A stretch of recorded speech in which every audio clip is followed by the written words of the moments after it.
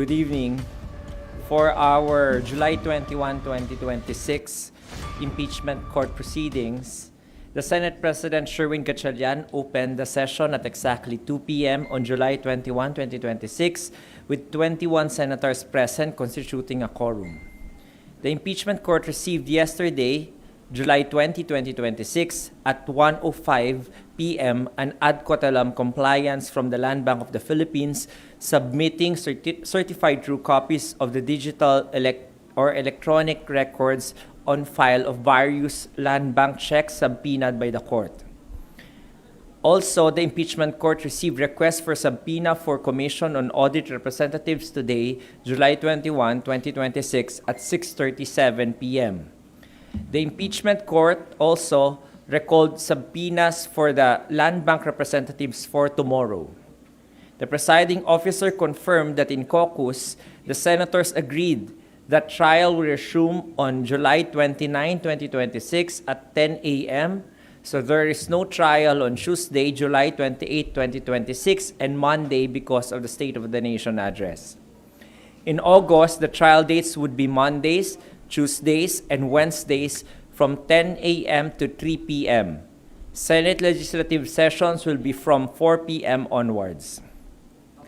For incidental matters, upon calling the witness, NBI Director Attorney Melvin Matibag, the presiding officer issued a formal admonishment and reminder to him not to make any statements that could infringe upon the credibility and integrity of the impeachment court and any individual members of the court without prejudice to any investigation the agency is currently undertaking. The presiding officer also ordered the referral of the manifestations and speeches of Senator Judges Alan Peter Cayetano and Pia Cayetano on July 14, 2026 be referred to the Senate legislative body. During the direct examination, the presiding officer reminded also that all senator judges to ask clarificatory questions after the examination by the witness by the counsels so as to allow fullness of testimony. For the presentation of evidence-in-chief for Article 4, the prosecution proceeded with its evidence-in-chief for Article 4, presenting its third witness, NBI Director Attorney Melvin Matibag. Direct examination was done by lead House Prosecutor Congresswoman Jervil Luistro. Cross-examination was conducted by the Respondent's Counsel Attorney Mark Vinluan. Upon motion for continuance by Respondent's Counsel Attorney Vinluan and objection of the House Prosecution Panel Lead Prosecutor Congresswoman Jervil Luistro, the presiding officer granted the continuance of the cross-examination to tomorrow. Senator judges actively asked clarificatory questions to the witnesses and counsels.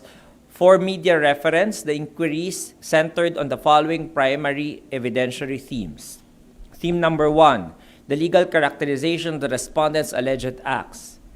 Senator Judge Villanueva asked the witness whether the act of contracting another person to commit a crime is itself criminal and whether the witness's findings relate only to criminal liability or also support the characterization of the conduct as an impeachable offense.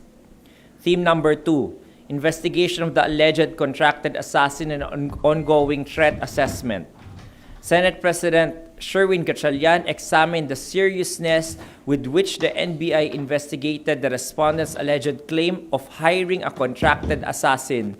He asked about the participation and knowledge of the identified person of interest, the status and duration of the task force's investigation after 1 year and 8 months, the witness's characterization of the investigation as having made great progress, and the projected 3 to 6 month timeline for its completion.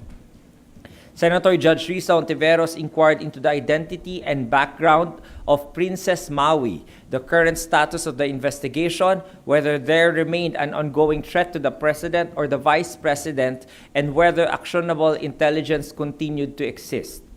Senator Judge Bam Aquino asked the witness to assess the credibility of the respondent's alleged claim that she had contracted an assassin, including the degree of confidence the witness personally attached to the truth of that assertion.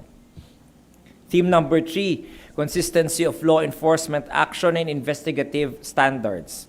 Senator Judge Erwin Tulfo compared the investigation involving the respondent with the case of Ronel Mas, questioning the differing treatment accorded in the two cases and asking why the respondent was not subjected to an arrest similar to that effected against Mr. Mas. Senator Judge Raffy Tulfo asked the witness to explain the legal justification for the warrantless arrest of Mr. Ronel Mas. And Theme 4, evaluation of the defense evidence. Senator Judge Kiko Pangilinan questioned the witness regarding the evidence presented by the respondent's counsel on trust and approval ratings and asked about the relationship or correlation between these statistical measures and their relevance to the issues under investigation. Following the rulings by the presiding officer on various evidentiary motions and objections by both parties, the trial was adjourned. Pursuant to the rules of procedure on impeachment trials, the impeachment court will resume session tomorrow, Wednesday, July 22, 2026 at 2 p.m.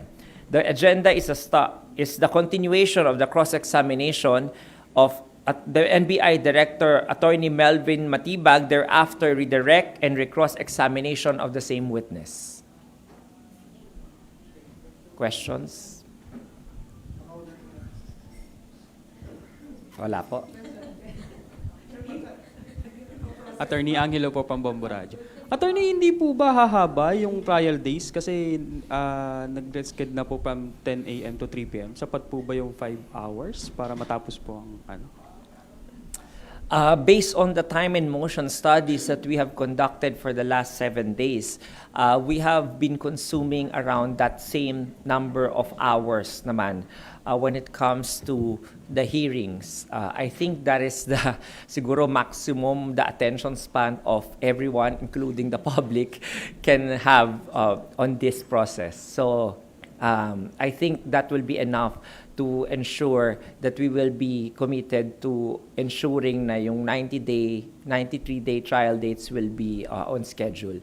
And besides, out of the 11 days for Article 4, only 7 or 8 days pa lang yung natatapos. So bukas pang 9th day. So in fairness, meron naman tayong natipid na ilang araw for that. Thank you po.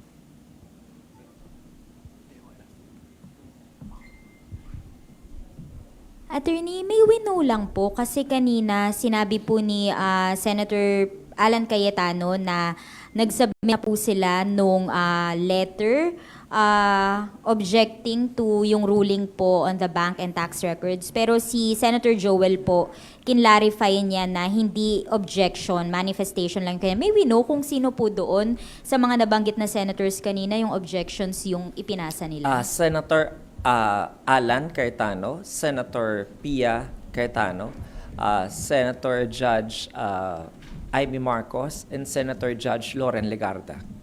Apat lang, sir. And also Camille Villar.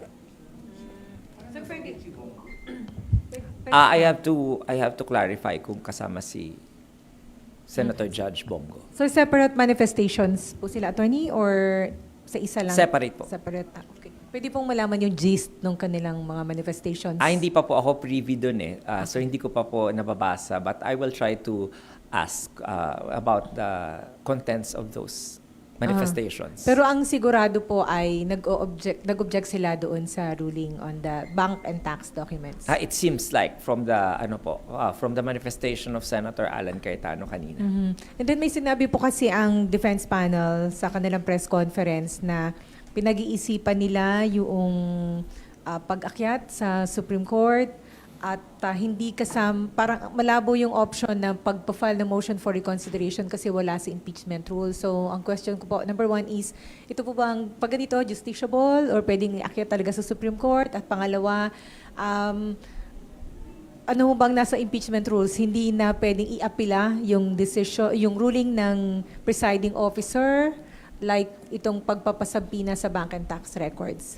The period of appeal po, tapos na po yun. Upon the resolution, usually ginagawa po, po yun, and usually senator judges who appeal the resolution of the presiding officer. Now, the parties, wala po nakalagay, tama yung depensa na wala nakalagay na pwede mag-motion for reconsideration po.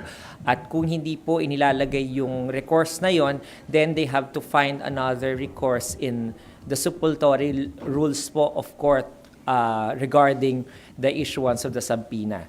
So, mababasa naman po nila yon sa Rule 21 or doon sa iba pang mga rules ng Rules of Court kung ano po yung next step po nila. Ayaw po silang pangunahan because ayoko rin pong maakusahan na nag-aabogado sa respondent, katulad last year.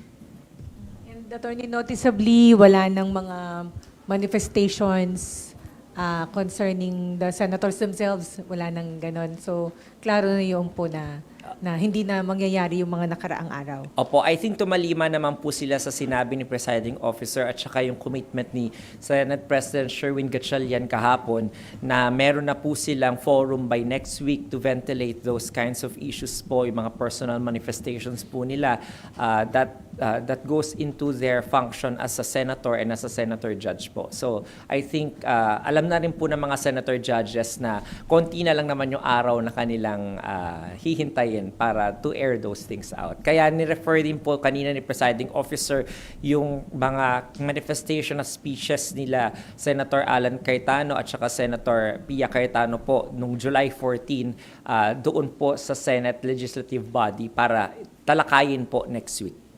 Masasabi rin pong sinunod yun doon sa hindi pag-confront kay Director Matibag ni na Senators Cayetano siblings po. I think meron po, kaya po kanina nagkaroon po ng admonishment si presiding officer is because of yun po, no, isa po yun sa kapangyarihan ng ating korte na katulad ng sinasabi ko po na i-admonish o i-reprimand o pagsabihan o gabayan yung mga parties po pati yung mga witnesses po regarding their demeanor in and outside of the courtroom, especially when it goes into the merits of the case. So parati po yun ang kapangyarihan ng presiding officer, kaya yung paggawa niya po ng ganon, ibig sabihin as a matter of factual conclusion lang sa nangyari at saka sa manifestation ni Senator Alan Cayetano, nakonsidera po ng presiding officer na yung mga ganong statements might also go into the functioning of a senator judge during the impeachment trial. Isa na lang po, attorney. So yung pag-admonish at reminder na yon kay Director Matibag ay mag-a-apply sa kanya hanggang matapos itong impeachment trial o hanggang matapos lang siya bilang testigo dito? I think hanggang matapos po yung impeachment trial kasi po, syempre, isa rin pong public personality si Attorney Matibag, pero ang nilagay naman po ng presiding officer sa kanyang resolution without prejudice po sa pag-iimbestiga ng NBI ukol po doon. So kung meron na pong resulta yung investigasyon, as a matter of course siguro po, no, talagang ire-report naman ni Attorney Matibag ng walang feelings yung mga findings ng NBI by that time na all the appropriate actions po naman ng mga tao na inimbestigahan na senador can also raise whatever manifestations or objections they will in the Senate legislative body sessions. But attorney, since may ganyan pong pag-admonish kay Director Matibag, what happens po kung sakali na meron pa rin po siyang maging komento, may mga statements pa din involving or referring to the senator judges? One of the powers po ng court, no, kapag may admonishment na po at hindi ka po sumunod doon, is the power to hold a person in contempt for violating the lawful order of the court. So, isa po yun sa mga pwedeng mga hingin ng any party o ng any senator judge kapag may nakita pong paglabag ng any rules po. So ano lang po, in accordance po yun doon sa rules of court natin. Hindi natin nire-reinvent yung wheel. It's just a matter of applying the rules po in a case-to-case basis. Kumbaga, attorney, yung kanina po ba parang first warning po siya? And ano po yun? Motu proprio ni presiding officer? Yes, it's a motu proprio warning of the presiding officer. Attorney, na-serve na po ba, na-issue and na-serve na po ba yung subpoena para sa BIR, AMLAC and banking institutions para dun sa bank and tax records ng Vice President? I think bukas po ipapadala sa mga concerned na mga ahensya sa BIR tsaka AMLC tsaka doon sa mga banking institutions. Kasi medyo end of day na po, no? So baka the Sergeant at Arms wouldn't be able to serve the subpoenas already. Pero gawa na po yung subpoena. Pero yung compliance doon, tama po ba, July 30, 9 a.m.? Opo. Or pwedeng earlier? Or on that day? Yeah, pwede po. Katulad nung Land Bank subpoena po na in-issue, no? Nag-comply na po yung Land Bank representatives at bigay na po sila ng mga kopya ng mga cheque na involved po doon sa mga dokumentong pinapasubpoena po. Pa-expound lang, attorney, kasi nakalagay dun sa order ni Senator Escudero is isubmit yung AMLAC documents in camera. Ano Yes yung ibig po. sabihin ng in camera? Yes po. In camera po, this is a technical term applying Almonte versus Vasquez case by the Supreme Court. Ito po yung papakita po muna in private yung dokumento na yon. Tapos magtatanong po usually yung hukom o yung presiding officer doon po sa representative ng Anti-Money Laundering Council at tatanungin niya dito ba sa nakalagay na mga report na to, meron bang tayong lalabagin o i-disclose na methodologies o kung paano ninyo ginawa yung inyong investigasyon para hindi naman po in the future mapurnada yung mga gagawin pa nilang investigasyon in other cases po para hindi malaman ng publiko yung mga methodologies na yon. So kapag sumagot naman po yung AMLC na wala naman pong ganong lalabagin sa pag-release ng mga reports na yon sa publiko at saka sa parties, then papayagan po yung unbridled access to those documents. Pero kung meron po, then i-assess pa po kung ano doon ang pwedeng ilabas ng hindi magdi-disclose na methodologies o kung meron po bang other way na ilabas po yung mga reports na yon nang hindi rin nagdi-disclose sa mga methodologies. So para sa appreciation po ng presiding officer kung existing po yung mga facts na yon o wala. Thank you, attorney. Sir, yung admonishment is parang gag order? Hindi naman po. Parang pagpapaalala lang po. Yun po yung admonishment. A reminder po, opo.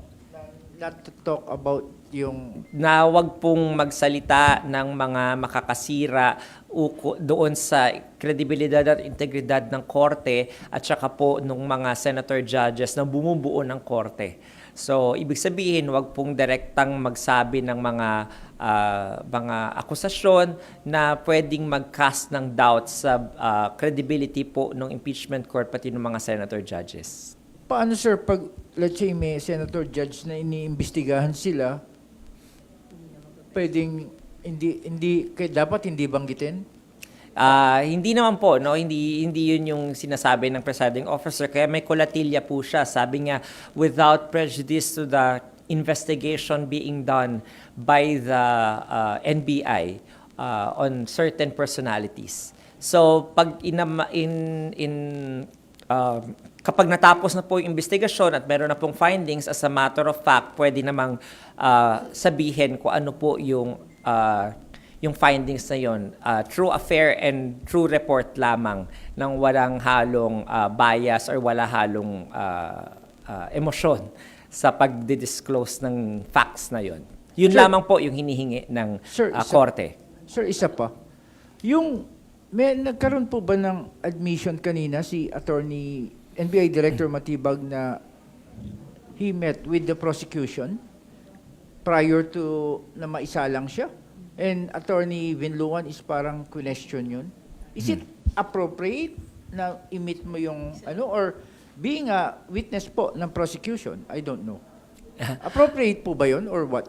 I am not qualified po, no, as a spokesperson to make that determination. But the defense is doing its job, no, in the textbook trabaho po ng isang abogado yun kung ikaw po ay nagko-cross-examine at nakalagay rin po sa rules of court yun na pwedeng i-impeach yung witness in the credibility of the witness through by showing of a bias or prejudice or showing yun nga parang conflict of interest at yung testimonya rin po, credibility ng testimony. So, ginagawa lamang po nung magkabilang panig, pati po nung prosecution yung kanilang trabaho. So, makikita, kasama po yan, no, na mailalahad ng bawat panig sa publiko kung paano yung mga ginagawa namin sa korte in ordinary court proceedings. Attorney, sorry. Ano po, ladies first. Ano lang, balikan ko lang po yung sinabi regarding the admonishment. So, hypothetical situation, magkaroon ng press conference. And then, yung parang mayroong sasabihin or investigation in relation to one of the senator judges. So, ibig sabihin, bawal po talagang magsalita si Director Matibag? Alam niyo po, I cannot, hindi ko po lahat mahuhulaan kung ano po yung pwedeng mangyari. But I think ang pinakamagandang rule po dyan is we will cross the bridge when we get there. And if there is a determination kung may na-violate po o hindi na-violate na rule, I think it's the impeachment court or any senator judge or any party po ang magre-raise po noon to the attention of the impeachment court and the presiding officer. And doon na lang magde-determine kung mali ba o tama yung ginawa kapag nangyari na po yung mga nangyaring yun. Pero as of now po, parang ang hirap po kasing saklawin lahat ng mga possibilities kung ano dapat at hindi dapat pong gawin ng isang tao in connection with the admonishment. Just for the record, basta the entire duration of the impeachment trial. Ito po, yung effectivity niya. Opo. Alright. Thank you, Attorney. Thank you po. Hi, Attorney. Good evening. Inaalaw po ba ng rules kung halimbawa executive session? In executive session, one senator judge or the presiding officer ang tumawag na executive session para matanong lang si Attorney Matibag kung sino yung person of interest, para hindi delikado yung investigation nila if among the judges lang, ano, para lang may idea sila kung meron na nga bang pinupuntahan na investigation, may tinutumbok nga bang contracted killer, may ganung mechanism ba yung court?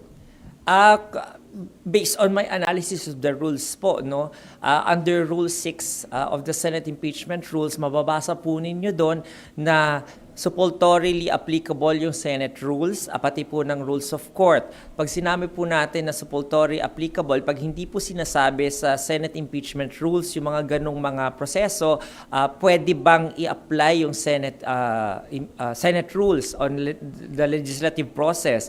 Doon po may makikitang executive session.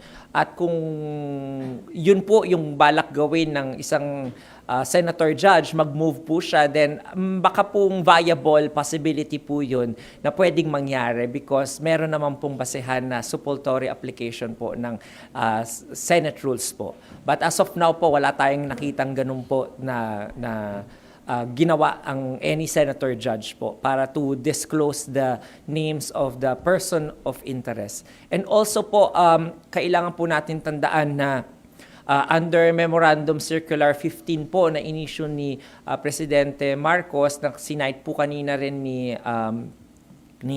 witness NBI Director Matibag, he is bound by the confidentiality na hindi niya po pwedeng i-disclose yun kasi part po yun ng ongoing investigation. And that is respected by the impeachment court and the senator judges themselves na may existing and justifying circumstance po para hindi makapag-disclose ng ganon. Excuse po yun para sa isang testigo.